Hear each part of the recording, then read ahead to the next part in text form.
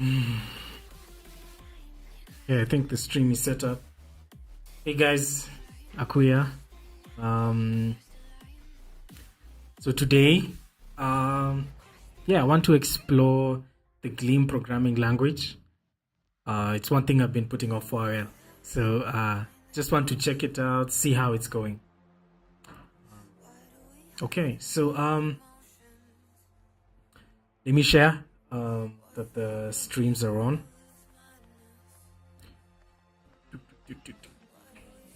Just like a quick tweet and then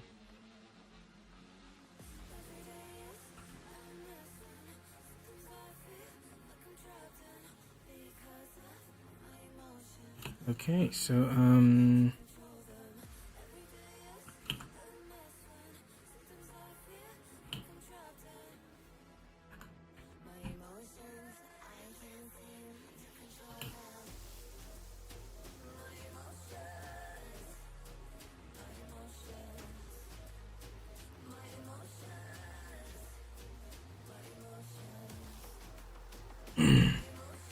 I think those are accurate.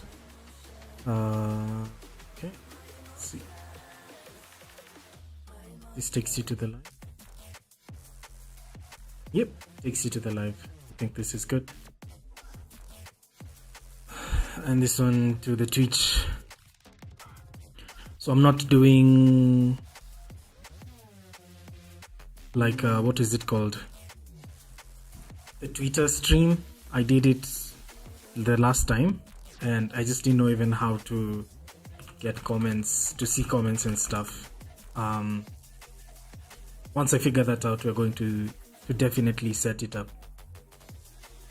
Anyway, I hope everyone's okay.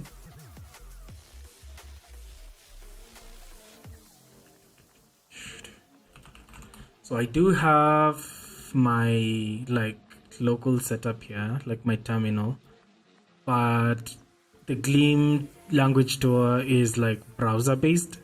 So I don't think if we should have this here right now, maybe just jump into the browser and work on it from there. Then we can do the local setup later, definitely.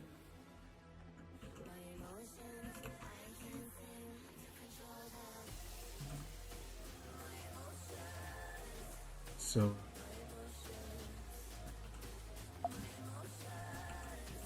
I'm just going to use this other workspace. Okay.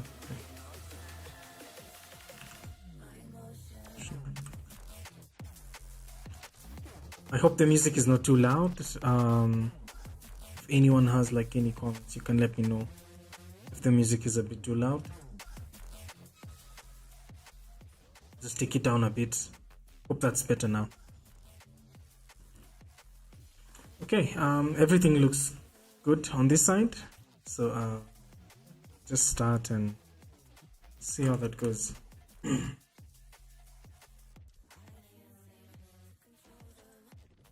Yeah, so this is the tour for sure, but like the site itself is gleam.run.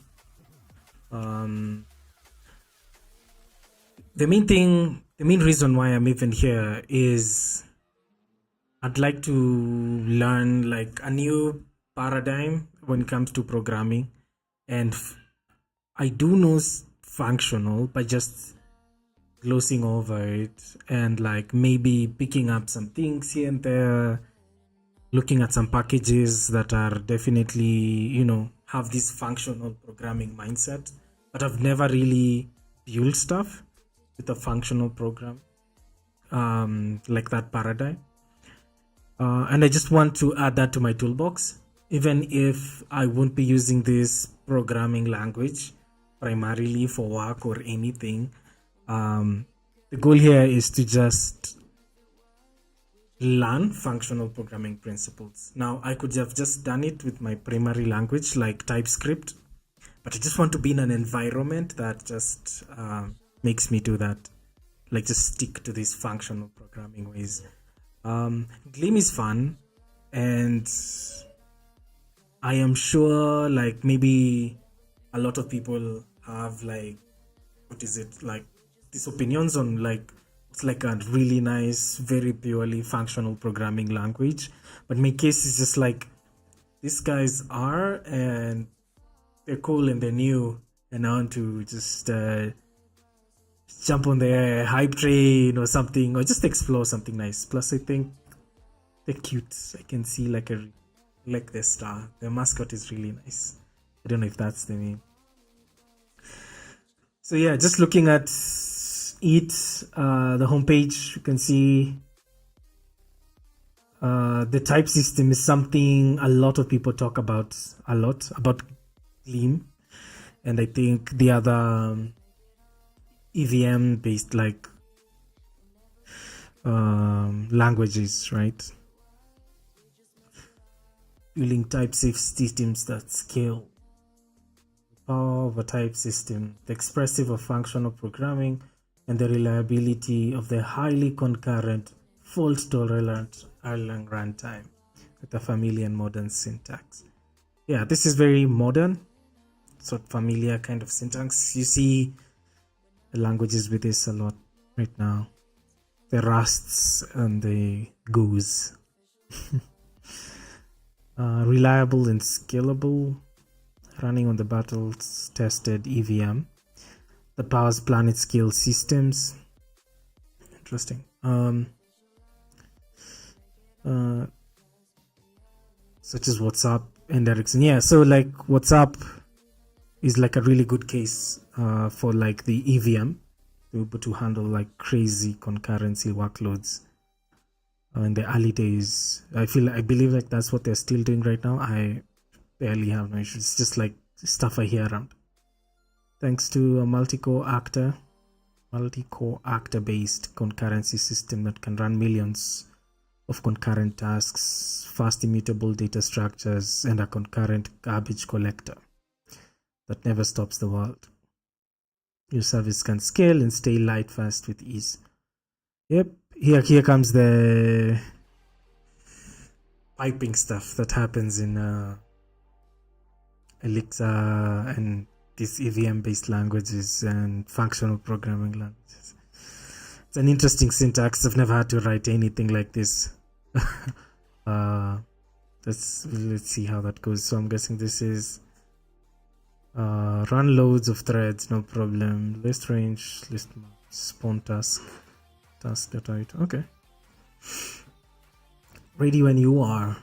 Gleam comes with the compiler, build tool, formatter, editor integrations, and package manager all built in. I think this is one thing I really like about the new languages that are coming up. Like they give you everything, you know. They give you a compiler, the build tool, formatter, everything in one, and I think that's really cool. You don't have to stumble upon a lot of configs just to get a lot of things working. Yeah, I think that's really cool. As part of the wider Beam ecosystem, Gleam programs can use thousands of published packages, whether they are written in Gleam, Erlang, or Elixir. Nice.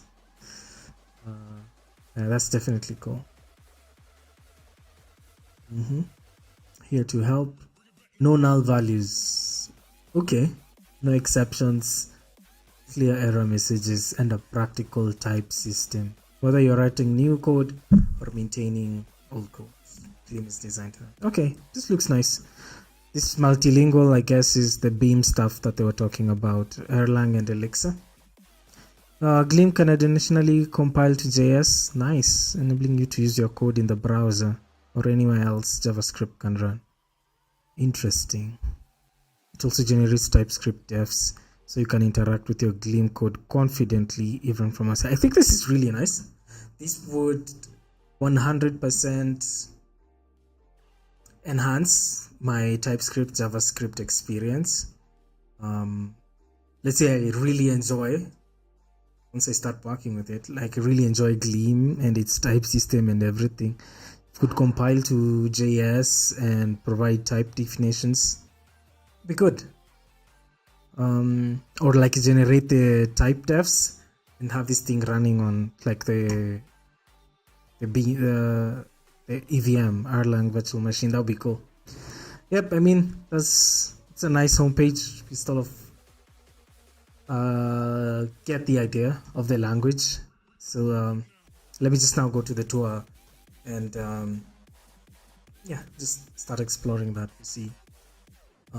Okay, I was just checking the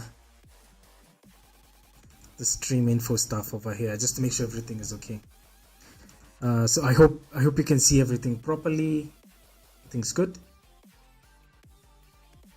Looks like it's good. Okay. Yeah, it all looks good. I think we can just start and see how everything goes. So let's look at the tour, get familiar with the language, and learn what we can. Then hopefully start building stuff with Gleam and like just putting it to the test in like our own ways in which we'd like to see. Okay. So welcome to the Gleam Language tour. This tour covers all aspects of the Gleam language, and assuming you have some prior programming experience, should teach you everything you need to write real programs in Gleam. Everything. The tour is interactive. The code shown is editable and we compiled and evaluated as you type. I'm guessing they're doing that TypeScript, JavaScript compilation thing that we just read about so that we can run it on the browser. I'm just guessing. Anything you print using io.println or io.debug will be shown in the bottom section along with any compile errors and warnings. To evaluate Gleam code, the tour compiles Gleam to JavaScript and runs it. Yeah, that's exactly what I thought. If at any point you get stuck or have a question, do not hesitate to ask in the Gleam Discord server. Yeah, I think we'll join that later. Okay. Nice. Okay. We're here to help, and if you find something confusing, then it's likely others will too. And we want to know about it so we can improve the tour. Okay. Let's go click next to get started. Yeah, so what we have here is a main function. Every time I see a main function, I'm reminded of C. It's the first programming language that I worked on that had a main function. Okay, just a sec. Need to check something here.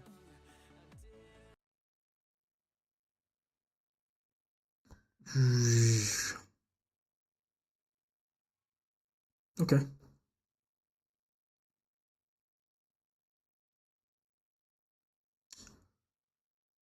Looks good. So yeah, so where was I? Oh yeah, I was saying the main function stuff. C was the first language that I worked with that needed you to have the main function. So you just start it with a pub fn, then standard estd io.println hello Joe. Okay, so let's just make sure it compiles. Yeah, quite fast actually. It's nice. Here's a tiny program that prints out the text hello Joe. We'll explain how it works shortly. In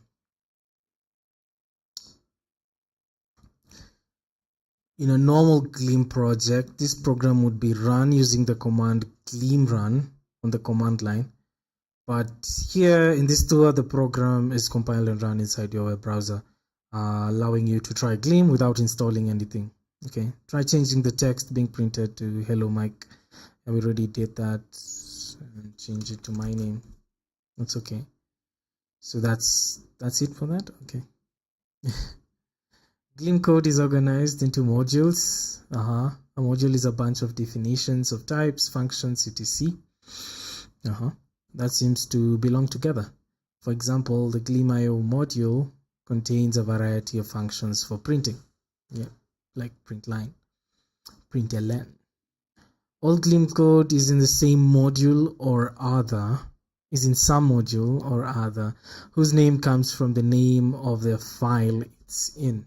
Okay, for example, Gleam.io is in a file called iogleam. In a directory called Gleam. For code in one module to access code in another module, we import it using the import keyword. Okay, and the name used to refer to it is the last part of the module name. For example, Gleam.io module is referred to as the IO. Okay, once imported. The as keyword can be used to refer to a module by a different name. Okay, import Gleam string as text, and then we're doing text.reverse. Nice. Yep, makes sense.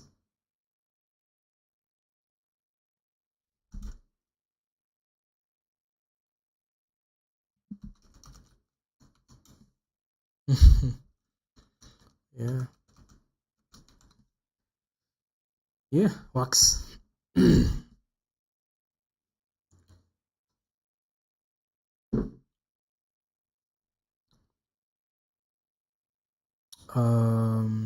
Let's see if we can just see if this language is intuitive. Println.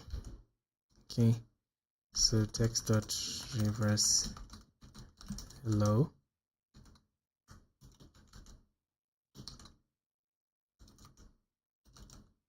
Does it work? Okay. Expected type string. Found type boolean. Okay, so this is like the print line. So what if we do debug? Nice, true. Yeah, works. There you have the full algorithm for like checking if a string is what do they call it? Looks the same way front and back. Unqualified imports. Normally functions from other modules are used in a qualified fashion. Okay, so and then you can just use print line. Okay, I understand that. For some reason guys prefer, like, it's best practice to use qualified imports. It's best to use qualify as it makes it clear where the function is defined. Yeah, just making it easier to read. So like imagine if you had another module like called IO again and also had println. That would be very confusing, wouldn't it? Makes sense. Type checking. Yeah, like so far we've not done any TypeScript like type checking, right? Like we're not writing any int stuff, but like clearly we can see that Gleam is very clever with like its types. So maybe we get to learn how they do that.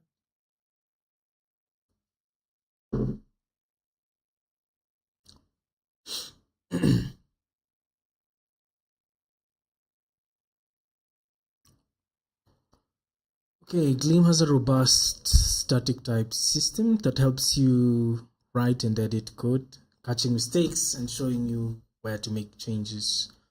And comment the line IO print line 4 and see how compile time error is reported. I'm guessing the compile time error here would be, it's a number, integer, not a string. Yeah, found type int, expected a string. Okay. Reported as the IO println function, only works with strings, not ints. To fix the code, change the code to call the IO debug. Okay. So it will print a value of any type. Gleam has no null, no implicit conversions, no exceptions, and always performs full type checking. This is interesting. Like, I just don't know anything else. I'm so deep into like TypeScript, JavaScript world. I want to see how we work with this. Like no null, no exceptions. Interesting. the code compiles, you can be reasonably confident it does not have any inconsistencies that may cause bugs or crashes. Okay, that's good. Gleam's int type represents whole numbers. Yep. Oh, and it's in like the int module. Okay. I think that's cool. There are arithmetic and comparison operators for ints, as well as the equality operator, which works on all types. Okay. When running on the Erlang VM, ints have no maximum and minimum size. Interesting. When running on JavaScript runtimes, ints are represented using JavaScript 64-bit floating point. Okay, this is interesting.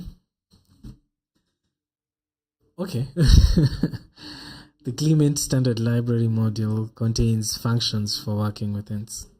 Okay. Like, just something to say about this minimum and maximum size. My early experience when I was learning programming and I was like learning it with C mostly was insane. Like, you would do an addition or something and there's this overflow. That would just tick me off, man. And you're supposed to like write a calculator function like an add or a subtract or something that just takes two huge numbers, but you have to make that work. Just remember how just to do so much just to get that work. Yeah, that's crazy. So now,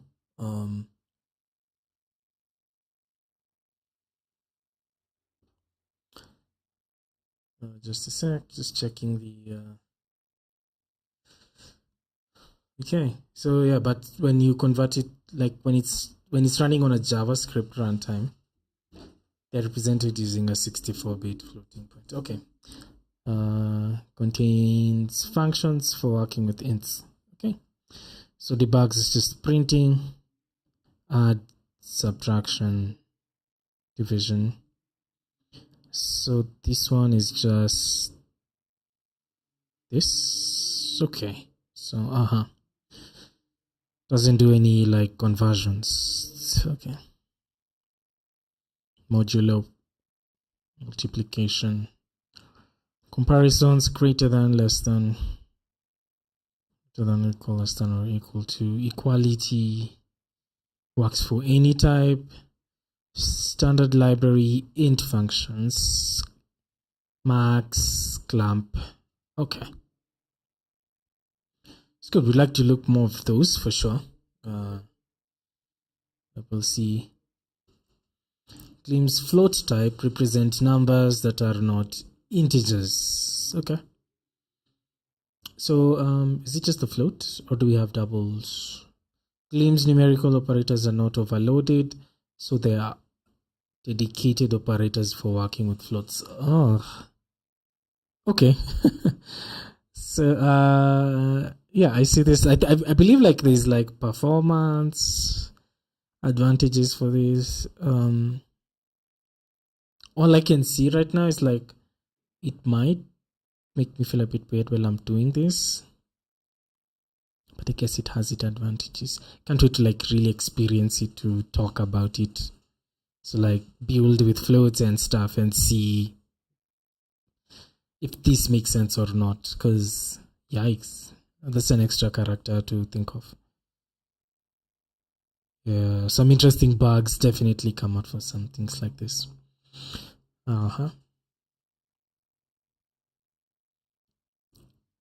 Exceeding the maximum or minimum representing the value of a floating point value will result in infinity. Okay. So float are both 64 bits, unlike our EVM and JavaScript. That's interesting, because with the integers, like, we don't have that restriction. Interesting.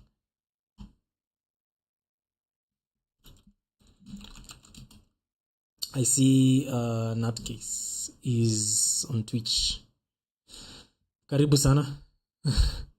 Yeah. I am checking out Gleam. I'm doing the language tour and then maybe build something.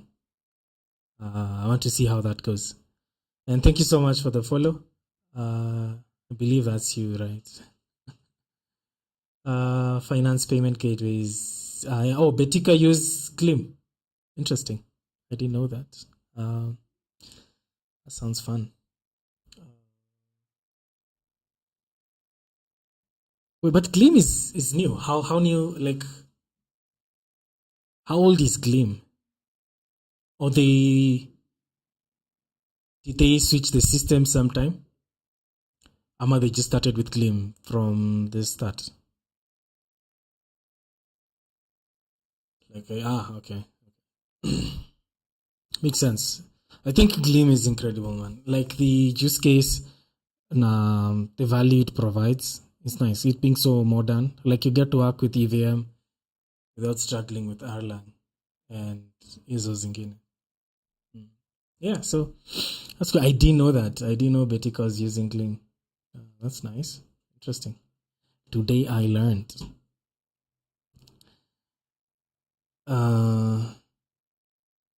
Okay, yeah. I get that. Like the Elixir downtime. Makes sense. Alafu the fact that it could compile to other languages, you could have your backend running on the EVM and stuff, and TypeScript, JavaScript bindings for some small things here and there help the front end. So I think that's really cool. Yeah. Okay, so let's where were we? When running on the beam, any overflow will raise an error. So there's no none or infinity. Okay. Division by 0 will not overflow, but is instead defined to be 0. Interesting. Okay. Other functions will check the standard lib for float. Definitely. Underscores can be added to numbers for clarity. Oh, makes sense. JS has that.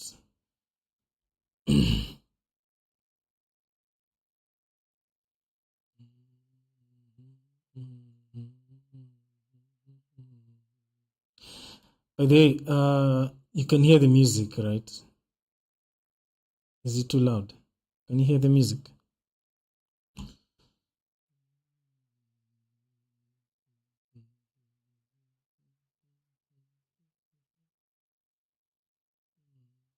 Nice. Wait, nope, you can't hear the music?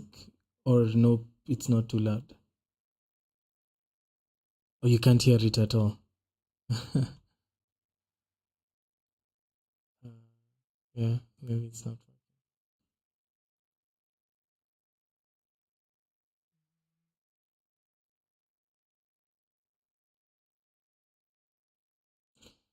Okay, if there's any issue, you can just let me know.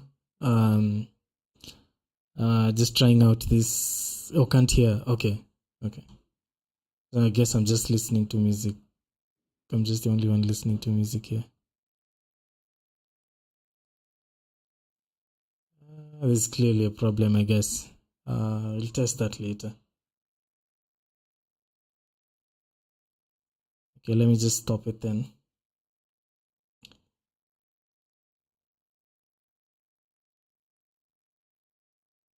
Yep, we'll plug it in later. Something happened because I think when I was starting, I could even see it on the monitors there. I can't see it right now. Okay, underscores can be added to numbers for clarity. This is nice. Floats can be written in a scientific notation. Is it just for floats? Yeah, this one's octal hex 0b 0o 0x. Makes sense. Gleam has the equality and not equal operators for checking equality. Cool. Structurally, meaning that two values are equal if they have the same structure than if they are at the same memory location. Okay. Nice. I wonder if does that mean like now objects, like equality checks for objects. Interesting. Strings are written as text surrounded by double quotes and can span multiple lines and contain Unicode characters. Okay. So there's no like unique multi-line quotations. Yep. Okay. But that also takes account like that space.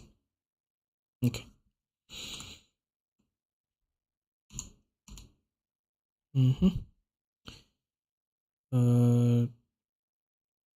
That's like a Unicode character, the emoji. Unicode code points here. Double quotes can be escaped. Okay. Interesting. Concats with like this one. Interesting. So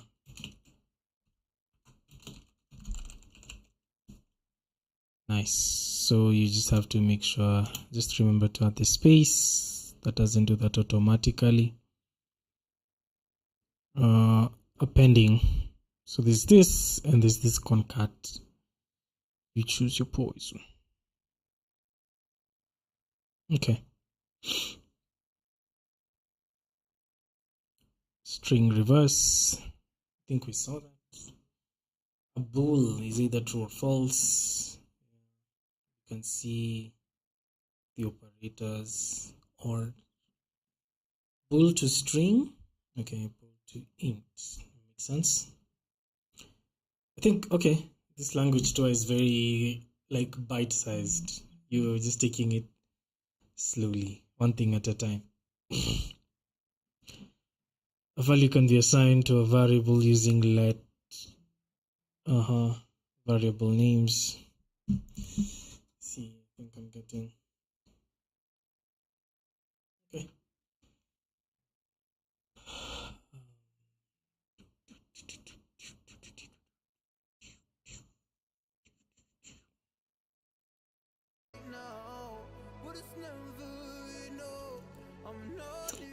I think the music is back. Something just happened.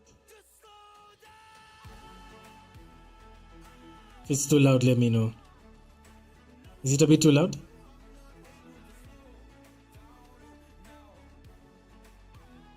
I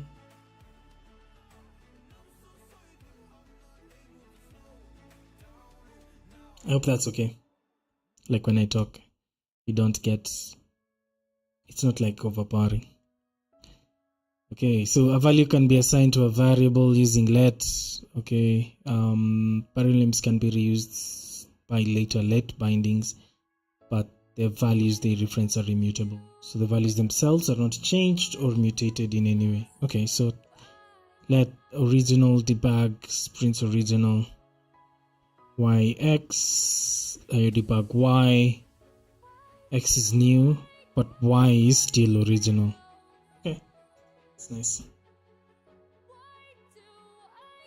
If a variable is assigned but not used, then Gleam will emit a warning. Okay, try changing the variable name to score. So okay, so with an underscore, it just learns to ignore it, but like this way. Those error messages look nice. Advantage of like newer programming languages, the error messages are just on point, right? This is something you get really out of the box. Okay.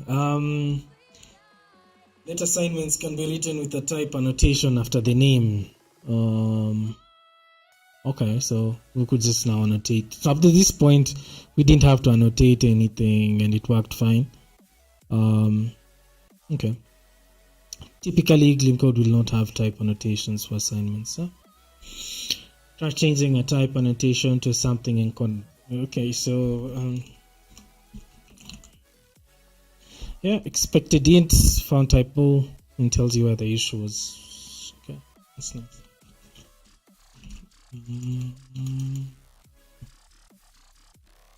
Okay, other modules may also define types.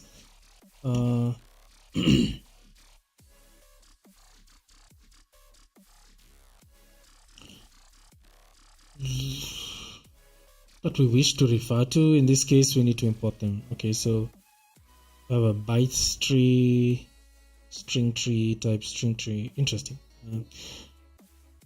Like functions types can be referred to in a qualified way by putting the imported module name and a dot before the type name. Okay, so this way. Types can also be imported in an unqualified way by listing them in an import statement with the word type before them. Unlike functions, Gleam types are commonly imported in an unqualified way. Okay, that makes sense. So you see the bytes. So this one is a qualified way, and this is the unqualified way, which is the preferred way. Okay. Type aliases, user IDs and ints. User ID and int are the same type. Okay. They're the same type. Yeah. So this works, doesn't throw an error. Makes sense. So if it was 1, that becomes true. But you could just now alias your type and use that like that. Contrasting to variables. Okay. When the pub keyword is used, the alias is public and referred to by other modules. Okay.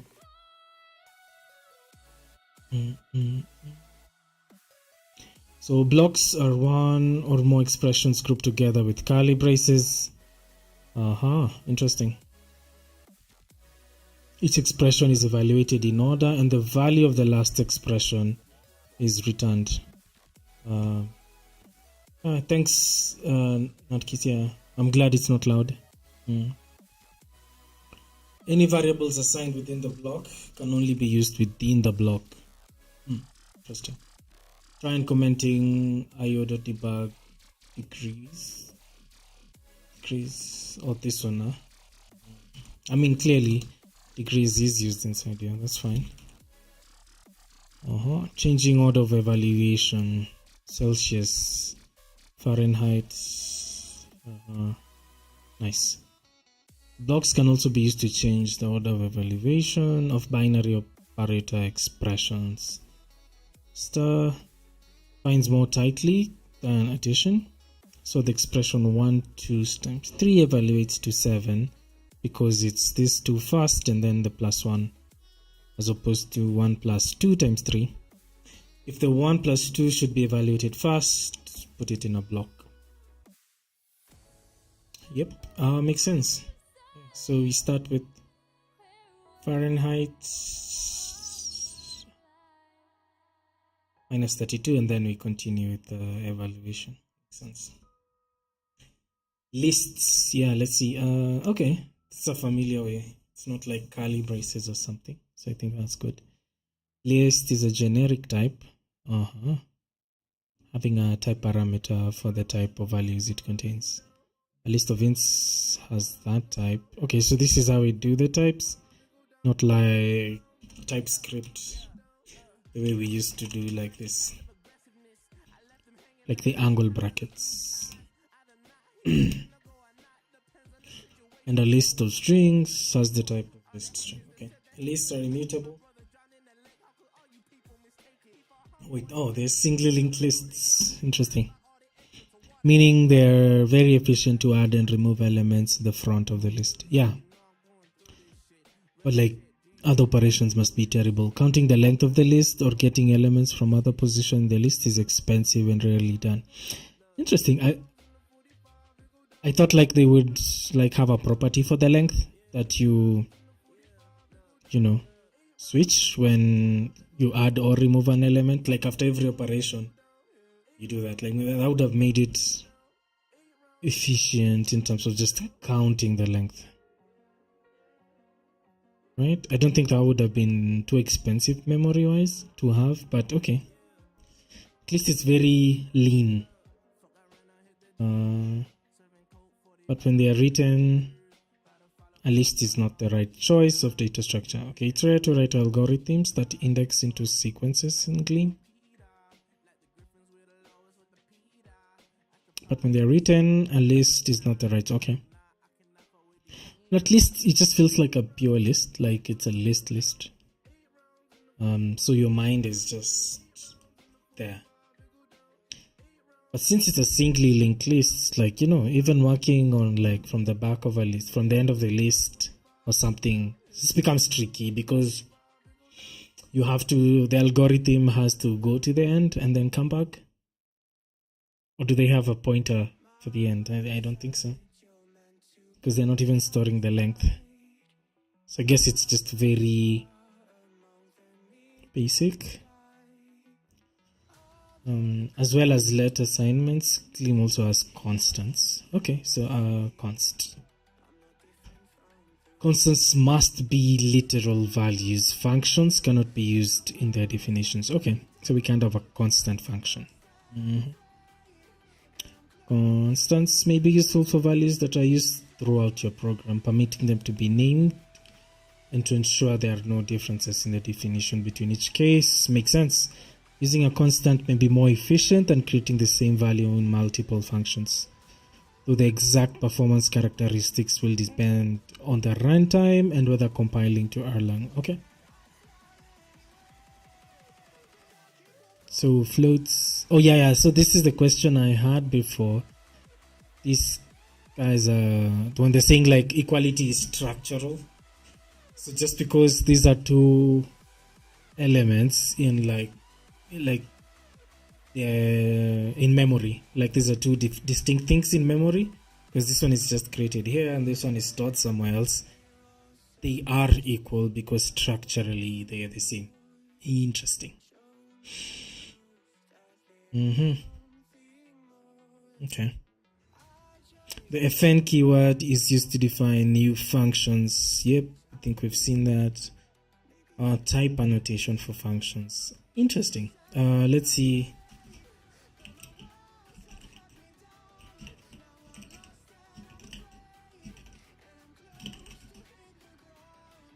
Let's see.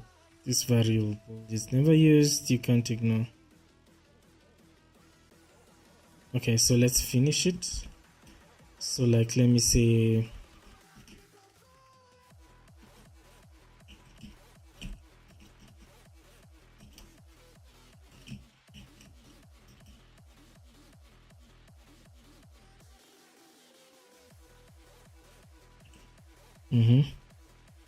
this private function is never used, so let's use double again. Let's see, debug double again 5. Okay, so we didn't have to do any so what if I did expected? Okay, so just it's inferring from the operators that are used. Okay, makes sense, because okay, that makes sense. So by just having this operator here, we can say for certain that A must be like a float. By removing this, we get an error. Yeah, and it just tells you, I'm expecting an int because this is an integer operator. So like, let's say if it was that, yeah, it immediately knows we expected a string.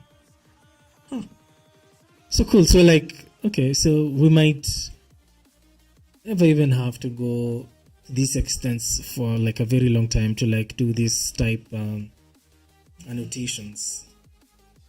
Nice, love that.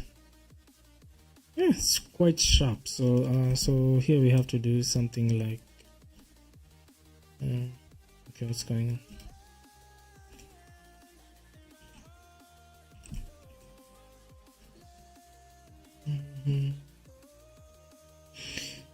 Yep, makes sense.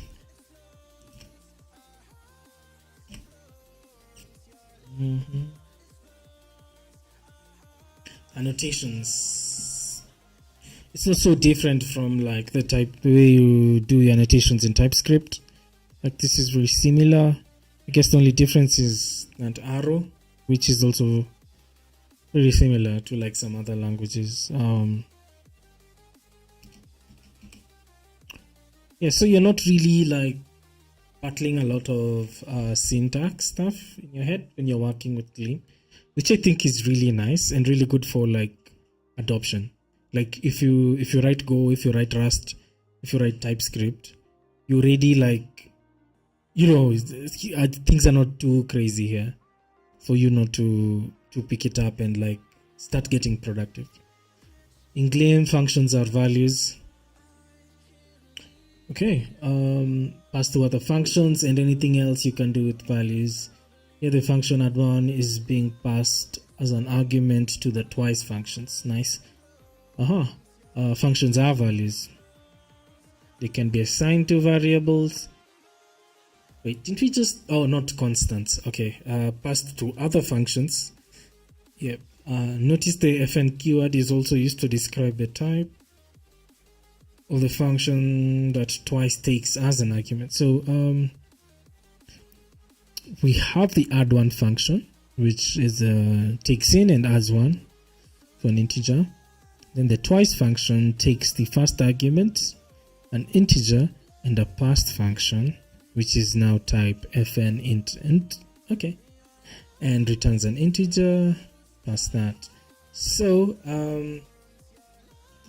let me just test like this type annotation things going on here. Just want to see how far we have to go with the type annotation. So it just takes an argument and returns a plus 1. Okay.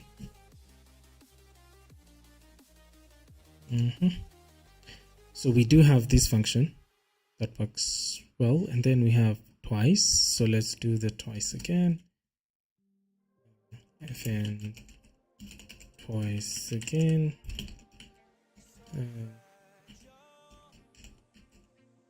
So it takes in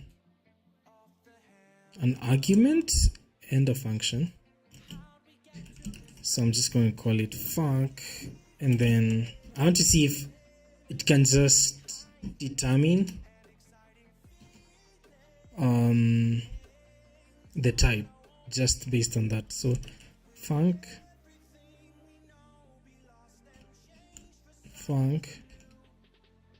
hey, okay,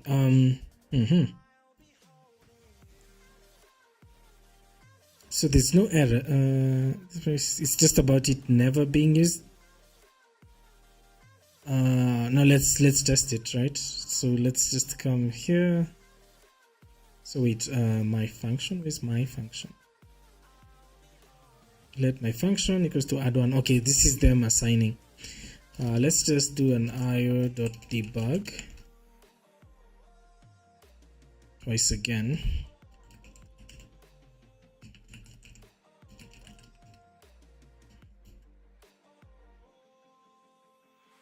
So it takes that and add 1 again. Yeah, no, interesting. No type annotations done, and there's no errors. So let me see if I did 1.0. You immediately expected type fn float found type fn. Okay, so it's complaining mostly about add 1 again, because the way it's reading this is we have this function. It's not used in the twice again. So twice again knows that the type that function receives should indicate this function. I mean the type of this first variable, because you see, and because whatever is returned when the first call is being used here, so it definitely is returning something. It must be an integer, because that is what func a must be the type of this. So by you passing this, then this needs to take in a float. If you put an integer, it's an integer. Nice. Yeah, I think that type system is really nice. Like, nice. It's really neat. As well as module level named functions, Gleam has anonymous functions. Nice. function literals written with the FN syntax, the same way you like sort of describe the type. Pass an anonymous function as an argument. Assign an anonymous function to a variable. Okay, so nice. So you just give it, this is the anonymous function. Give it name, then you can try something. Secret. Okay, makes sense. Anonymous functions can reference variables that were in scope when they were defined, making them closures. Okay.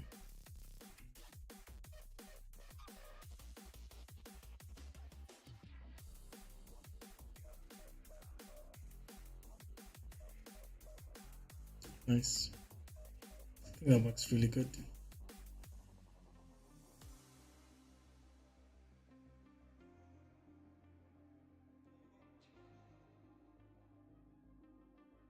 Gleam is looking good.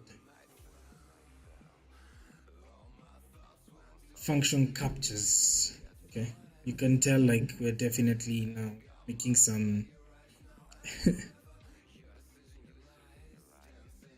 we're covering some ground. Let's check the contents and just see what we're expecting. Okay, so basics, so assignments, type annotations, blocks. So oh yeah, now we're dealing with functions and function captures, right? Assignments, discard part. I don't know if we've done all of this.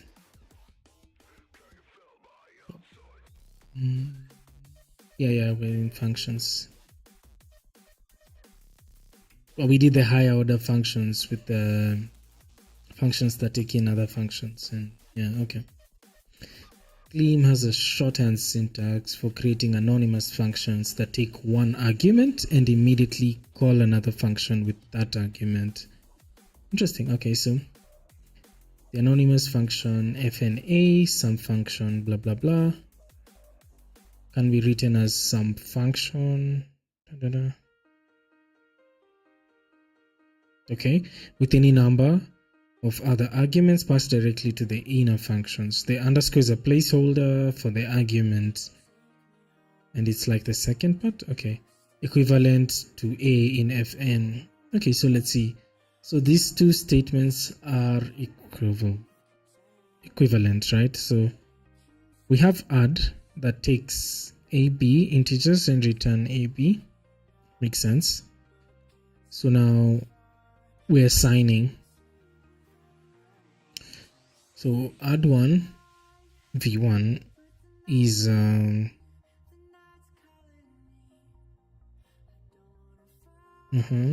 that takes, it's a function that takes an argument x and then passes it to x so that you can just to add, so that we together with 1 so that it can do the addition.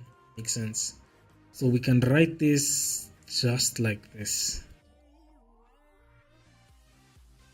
So this is 1, and then b, this is the capture.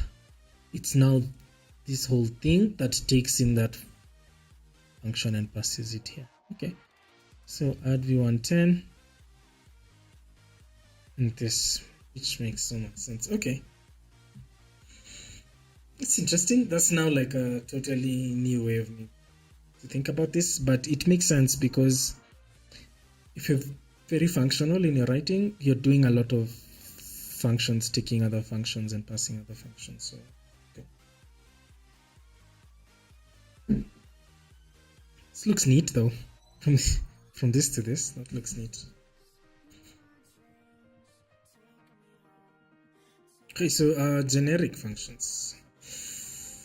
Oh yeah, let's see that, because I think even though the previous like examples I was doing, not really generic, it would figure out if it's like a float or an integer or a string that is expected, and then it would just get the type of that function, right? So I guess now we're looking at generics. Yep, so they have precisely typed the twice function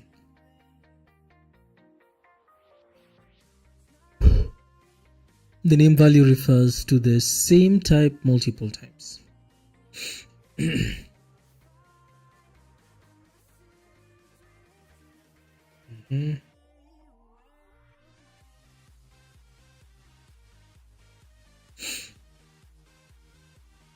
just looking at something. Yeah.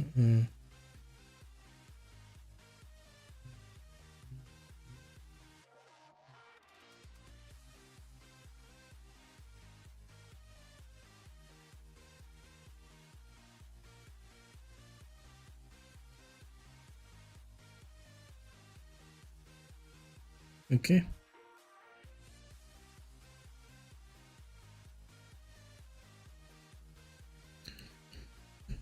So what's going on? Let me get back. I got distracted a bit. It's like almost an hour. Makes sense. Up until now, each function has accepted precisely one type for each of its arguments. The twice function in the previous lesson. With functions that would take and return ints, this is overly restrictive. It should be possible to use this function with any type, okay? To enable this, Gleam supports generics, also known as parametric polymorphism. Yeah, this is how I'm going to call generics now. Yep, parametric polymorphism. This works by using a type variable instead of specifying concrete types. It stands in for whatever specific type is being used when the function is called. These type variables are written with a lowercase. Okay. Type variables are not like any type. They get replaced with a specific type each time the function is called. Try commenting twice 10 exclaim to see the compiler error from trying to use a type variable as an int and a string at the same time. Okay. So let's see. We have the twice takes an argument, and now the generic here, right, is value in underscore. And then my function still takes the value, returns a value, twice returns type value of generic, and then my function. That makes so much sense. So add one there, anonymous function that we can clearly tell will return a number. Exclaim, same thing. And then twice 10 add 1. Wait, twice add 1. Okay, nice. Okay, and exclaim does something, concatenates with an exclamation mark. Yep, makes sense. I wonder if I don't put that twice again. Takes a and func. Right, I'm not doing any type stuff. Then I just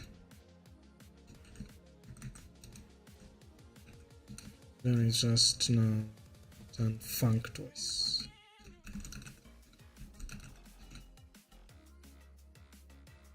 Okay, and then just use that here.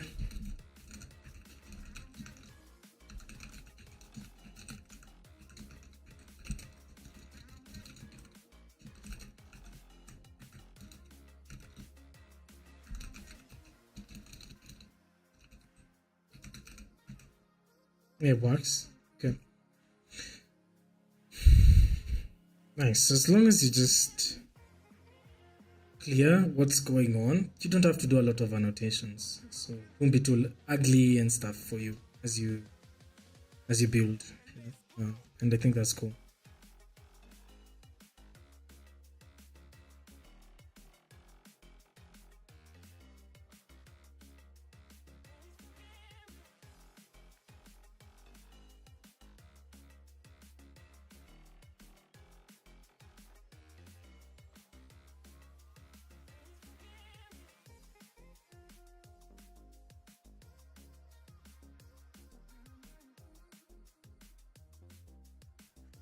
Okay, Just looking at some tweet stuff they're showing.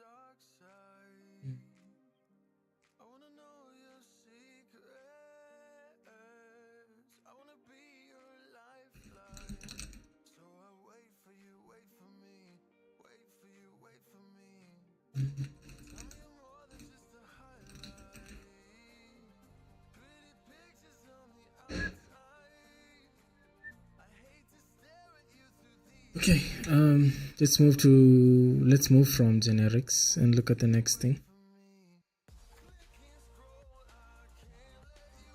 Pipelines. Okay, now in functional area for sure. It's common to want to call a series of functions, passing the result of one to the next. With a regular function called syntax, this can be a little difficult to read as you have to read the code from inside out. That's true. I've tried like doing this in TypeScript stuff and it just sucks. Like it's like, oh my god. You have to always start here. So see like, okay, this is the most inner thing happening. What does that do? What does it return? Then what does this do? What does it return? And then what does this do? What does that return? All right, it's crazy stuff.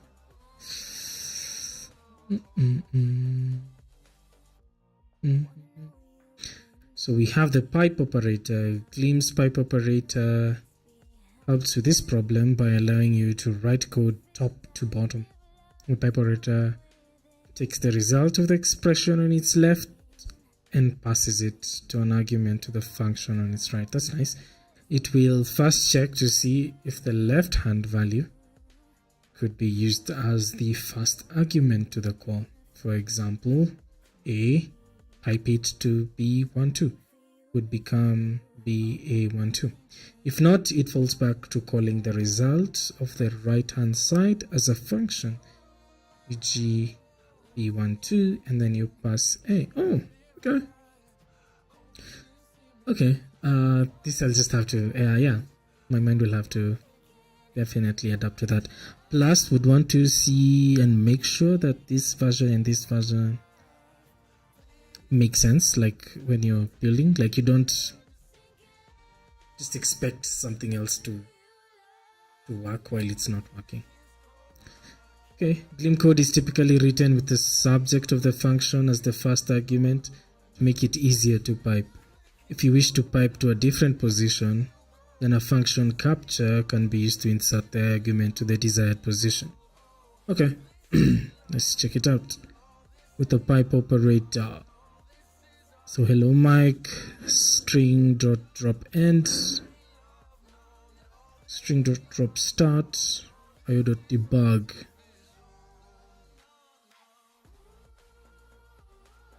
Okay, so drop end 1 just removes one item from the end. Drop start 7 is like 0, 1, 2, 3, 4, 5, 6. Okay, so I guess it's like 1. Starts from 1. And then IO debug. Interesting. So how do we write a string.drop end? You start with the, okay, put that there, and then the number. Okay, makes sense. So now in this case, we start by drop end, like whatever is in dynamo side, then a drop start, then an IOD. Makes sense. Okay. Changing order with function pairing. String.append. Interesting. Let's just wipe this and then see. Yeah, so one string.append 2 makes sense. String.append 3 should have added it there, but by capturing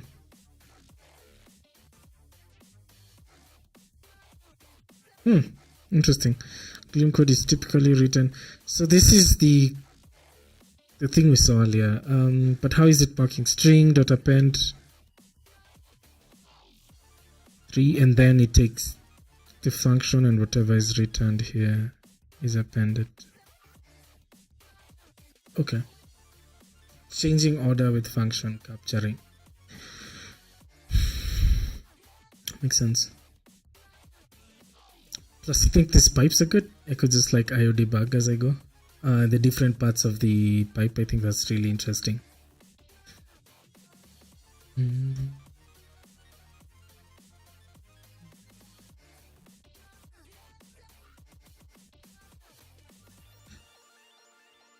Labeled arguments. Let's check that out and see what's going on with that. When functions take several arguments, it can be difficult to remember what the arguments are. In what order they are expected in.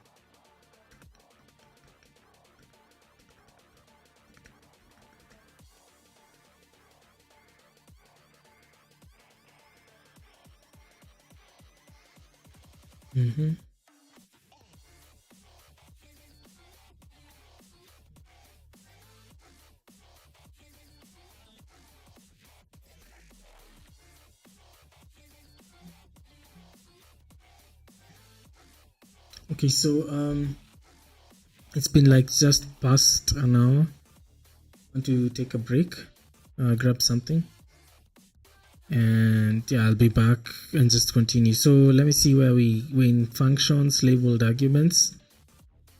That's where we are. I can see documenting flow control stuff, recursion tail calls, data types, standard library, advanced features. Ooh, okay. Still explore all of this, and then I think we'll just do a quick run. I'll come back later today, definitely. Quick run, check it out, and then hopefully next time, like another day, tomorrow or something, we start building with Gleam. Read the Writing Gleam guide to learn how to create and develop a Gleam project.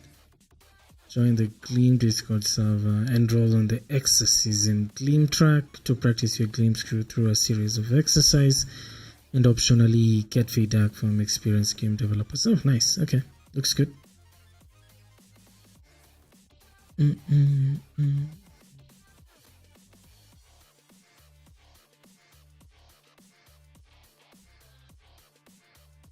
Okay, that's good. Yeah, so can't wait to get to that friend part. But yeah, we're here now. We'll go a little bit faster the next time I'm in. So like in a couple of hours, I'll be back. For anyone who's watching right now, I'll be back in like a break. You could check my Twitter. I'll just update from there. Yeah. See you guys in a few.